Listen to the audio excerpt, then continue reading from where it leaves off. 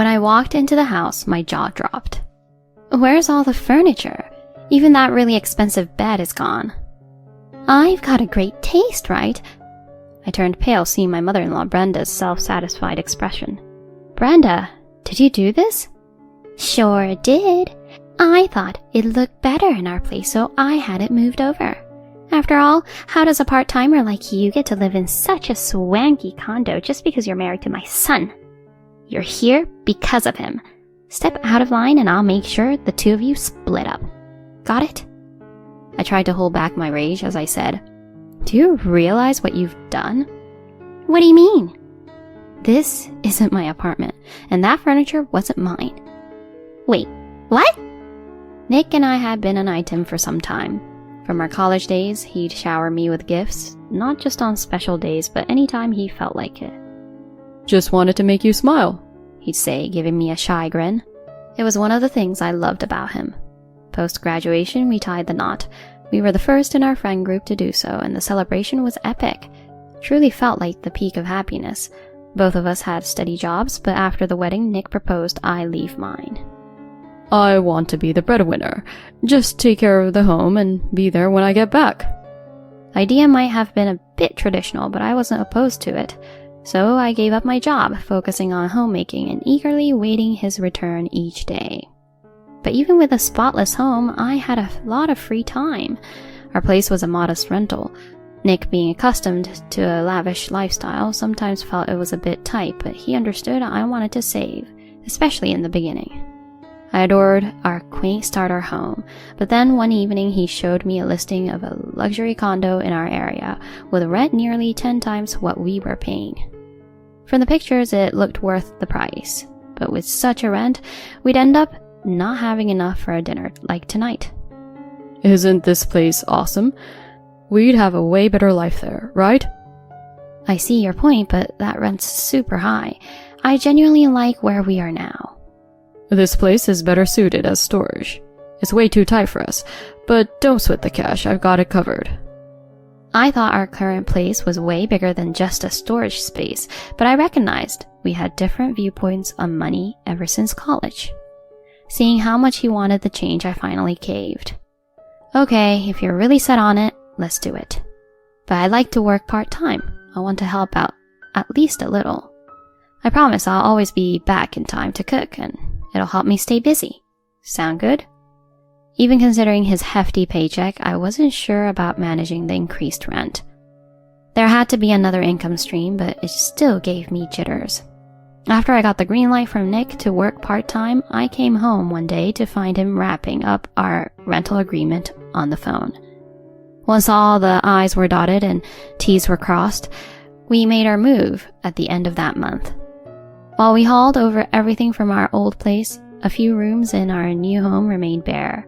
At first, the steep rent had me doing a double take, but the sheer size and coziness of our new place soon had me daydreaming about our life there. Not long after we settled in, Brenda, Nick's out-of-state mom, decided to pay a visit. To be honest, I never warmed up to her. From our engagement days, she's been kind of frosty with me. Maybe she thought I was stealing her baby boy. It seemed like she had a master's degree in finding faults, and she didn't hold back in our new home either. So, you got this swanky place and it's still not up to snuff. I understand you're used to smaller places, but my son deserves better. Can't you keep things neat? She went full-on soap opera star, doing the dust check routine and even going through our fridge. Nick mentioned your new part-time job, grinding all those hours for a mere $450. Instead of burning time, you could be primping up at a spa or something. You're strange. Clearly, Nick got his penchant for splurging from her. I mean, sure, if I were loaded, I'd be all over spa days and shopping sprees. But I wanted to stand on my own 2 feet, not just rely on his bankroll. I felt splurging should come from my hard-earned cash. Trying to get that across to Brenda was like talking to a wall. I usually just responded to her with a tight-lipped smile. When I turned to Nick for a little backup, he just brushed it aside, taking his mom's side.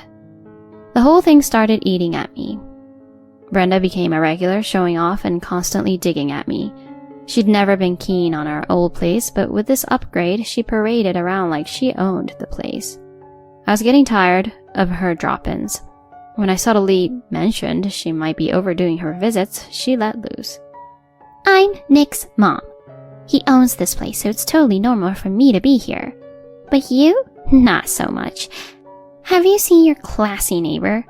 Makes you look bad. Can't believe my son's stuck with you. She kept it up till Nick walked in. Hey Nick, sorry, but I couldn't get dinner ready. Mind if you and your mom get something delivered? I need some air. Instead of understanding, he just snapped. Really? What were you up to all day? Mom's just looking out for you. Try being a little more appreciative. All I said was, I'm spending tonight elsewhere. There was a decent hotel close by that didn't break the bank. Even though I looked pretty drained, Nick didn't bat an eye, choosing instead to chat with his mom about what to get for the delivery. I just needed to breathe. Coming back the next day around lunch, the entrance was clear of shoes, both Nick's and Brenda's. Looked like she'd finally cleared out. I let out a sigh since I had been prepping myself for another round of her critiques. But heading to the bedroom, I was floored. Where the heck was our bed? My mind raced to a possible break-in, but everything else was in place. Who'd just swipe a fancy bed and nothing else?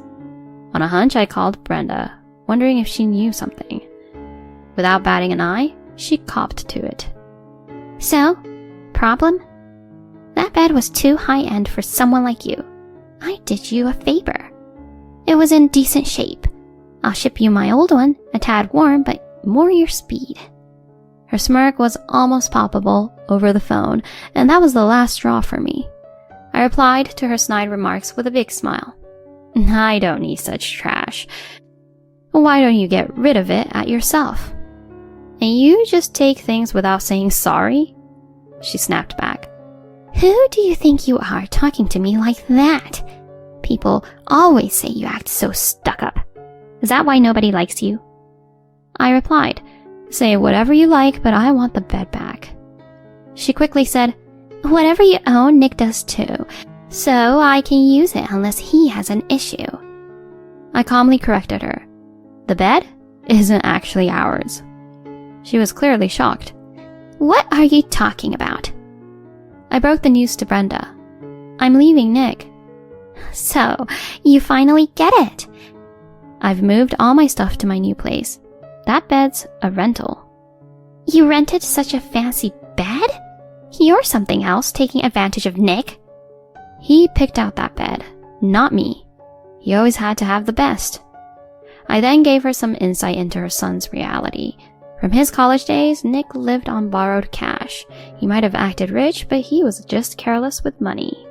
Even though his parents were well off, his own salary barely covered our living expenses. He'd always been borrowing or gambling away money. And yet, he insisted on fancy weddings and luxurious apartments. The bed? He rented that too. Nick's always been obsessed with the idea of seeming rich. He wanted me to stay home just to keep up appearances. Remember when you mentioned the stylish lady next door? Nick told me I should act more like her so he doesn't lose face. He said it with the same smile he'd use when buying me gifts. That day, I decided enough was enough and contacted a lawyer for the divorce. Well, thanks for everything, Brenda. That bed wasn't cheap. The rental company will bill you. Brenda, in a panic, replied, This is your fault. You should have told me. Come back and deal with it. This isn't a request, it's an order. You're still his wife. Not for much longer. To me, you're practically a stranger now, and if you're planning to come over again, you might want to make it quick. Given Nick's debts, this plate might not be ours for long. She was so shocked she dropped the call. I didn't bother waiting, just blocked her number. Alrighty, that should clear the air before the divorce.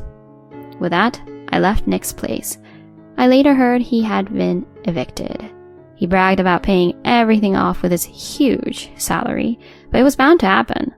He moved into a tiny apartment way smaller than our first place.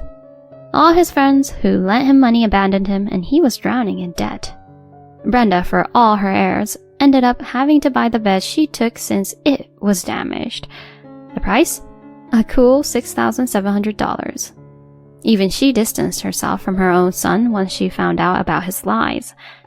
He had lied about working for a top-tier company with a high salary. He'd been sending his parents $2,000 every month, all borrowed or gambled money. Once Brenda found out, she recognized his pathological need to show off and distanced herself. I might have a pleasant chat with her now, but I sure don't want to hear that voice again. Last I heard, Nick's all alone, cut off by family and friends. As for me and my modest new place, I admire my tiny cactus by the window. Even if I'm just working part-time and funds are tight, I plan to work full-time soon and save up. I'm content with the simple things in life, like finding joy in the little cactus. After all the drama, I felt relieved with my decision. Tonight, I might treat myself to some takeout. It's moments like these that make everything worth it. I excitedly looked for some food options, feeling lighter than I had in a long time.